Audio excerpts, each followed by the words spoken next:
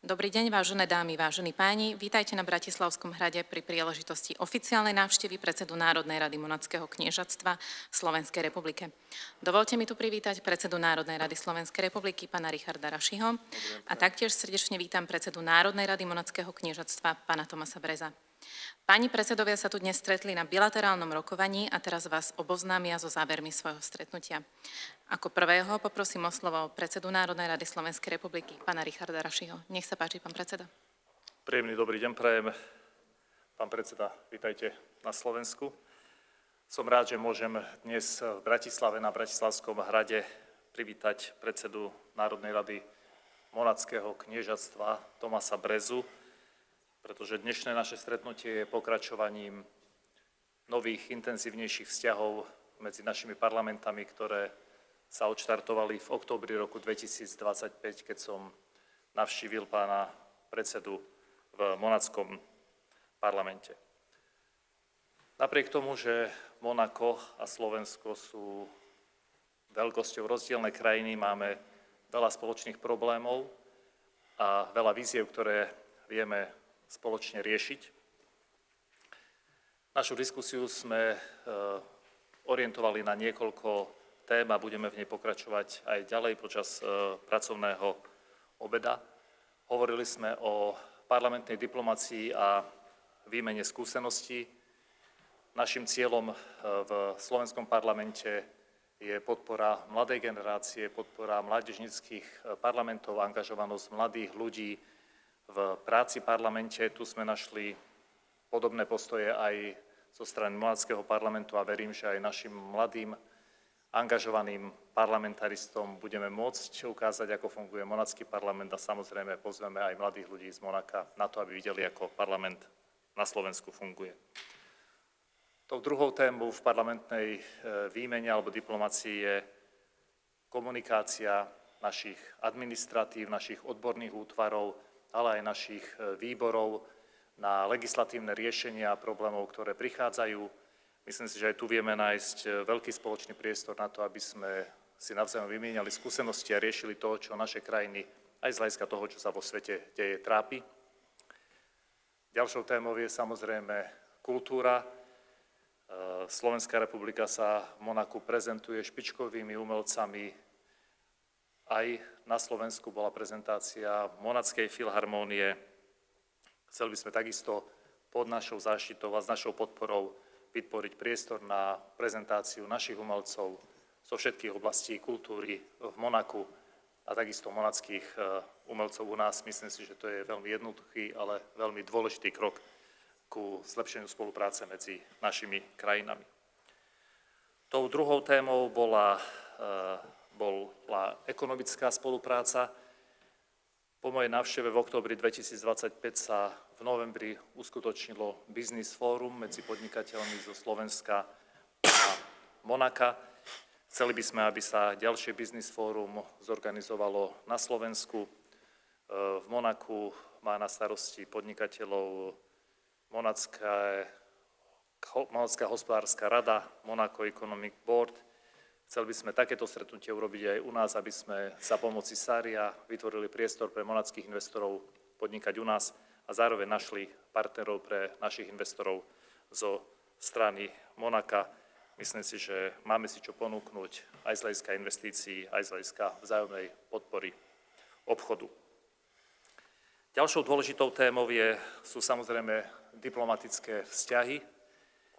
V roku 2024 bol znovu otvorený konzulát Slovenskej republiky v Monaku. Veríme, že sa v najbližšej dobe otvorí aj monacký konzulát na Slovensku. Sú navrhnutí dvaja kandidáti a bude to znova dôležitým krokom ku vzájomnej podpore aj diplomatických vzťahov, ale aj podpore umenia, športu či biznisu. Chcem popriať Monaku a vyjadriť aj podporu pri ich predsedníctve v Rade Európy, vo výbore ministrov, ktoré budú mať prvýkrát vo svojej histórii od mája do novembra 2026 a verím, že si budeme vedieť pomáhať aj v týchto diplomatických záležitostiach a Slovensko je zatiaľ jediným kandidátom na nestáleho člena Bezpečnostnej rady Organizácie spojených národov a budem rád, keď sa aj my navzájom takto podporíme a aj Monako podporí nás. A samozrejme, keď sa aj veľvyslanectvá Monaka, ktoré nie sú vo všetkých krajinách, sú v Paríži, v Berlíne, budú akreditované aj na to, aby mohli riešiť problémy a výzvy, ktoré sú na Slovensku. Na tému, ktorú sme takisto nemohli obísť a o ktorej budeme pokračovať v diskusii, je súčasná situácia, vojna na Ukrajine, vojna na Blízkom východe s dopadom na ceny energetických surovín. Myslím si, že každý štát nielen v Európe, ale aj na svete pociťuje na cenách energetických nosičov, na cenách ropy, čo táto vojna znamená, a myslím si, že všetky krajiny v Európe budú musieť začať spolupracovať na tom, aby to dokázali vyriešiť, aby sa ceny ropy, ceny benzínu a nafty čo najmenej dotkli života občanov. Takže aj toto je jedna z tém, ktorá všetkých nás, ktorí žijeme v Európe, trápi a kde sa rozpráva o využití prístavov, ktoré sú možné v Európe práve na to, aby sa dopady na uzavretie Hormuzského zálivu, prieplavu čo najmenej obmedzili. Takže, pán predseda, ešte raz ďakujem pekne za návštevu a som rád, že aj po tomto našom oficiálnom stretnutí tu na Bratislavskom hrade sa 31.3. otvára priama letecká linka medzi Bratislavou a Nice, čiže de facto Monako bude aj pre Slovákov doslova do písmena na dosah. Ďakujem pekne, pán predseda, a vítajte ešte raz. Ďakujem za váš príhovor, pán predseda. Teraz poprosím o vyhlásenie predsedu Národnej rady Monackého kniežatstva, pána Tomasa Brezu. Nech sa páči.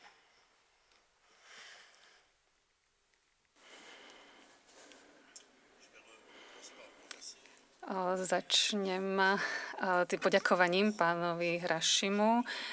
Ďakujem veľmi pekne za pozvanie a ďakujem za všetky témy, o ktorých sme mohli hovoriť. Neviem, čo dodať, pretože už ste všetko povedali, všetko ste perfektne zhrnuli. Ale posnažím sa nájsť iné spôsoby, ako to zdôrazniť. Diplomácia medzi Slovenskom a Monakom vlastne začala na takej osobnej úrovni a dnes v týchto vzťahoch môžeme pokračovať na našej úrovni. Je veľmi dôležité, najmä pre monacké kniežatstvo, udržiavať medziparlamentné vzťahy.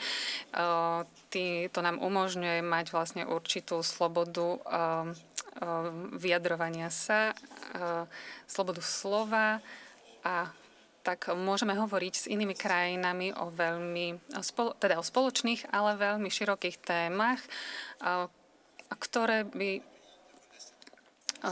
potrebovali zohľadniť vlastne špecifika našich malých krajín. Monako má len 40 000 obyvateľov, z toho 10 000 ľudí monackej národnosti. Takže sme veľmi malá krajina a preto je veľmi dôležité spájať sa s inými malými krajinami, ktoré sú od nás určite väčšie, jednak v oblasti legislatívy, ale aj v oblasti ekonomiky. Dnes riešime aj problémy na Ukrajine a na Blízkom východe.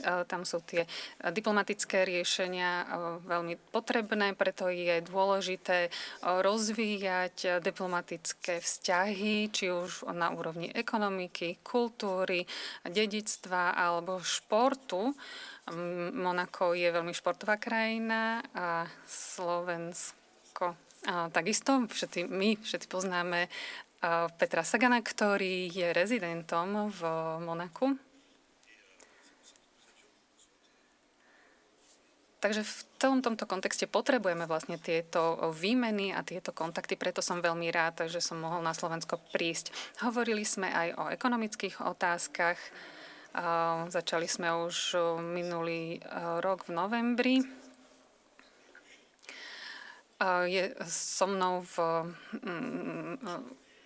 delegácii aj predseda nášho ekonomického parlamentného výboru.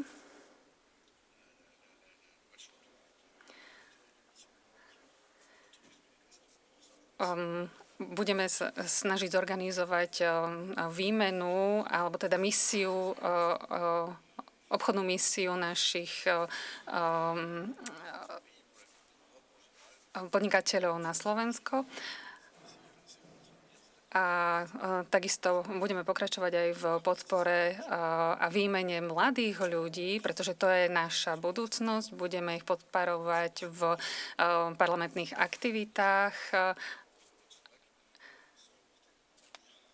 pretože to všetko je dôležité pre budúcnosť našich krajín. V kontexte všetkých tých prebiehajúcich konfliktov musia sa tak vlastne učiť. Aj v tejto situácii nie je dôvod, aby sme si nerozumeli a aby sme vlastne mohli všetko spoločne dohodnúť. Merci. Dovidenia.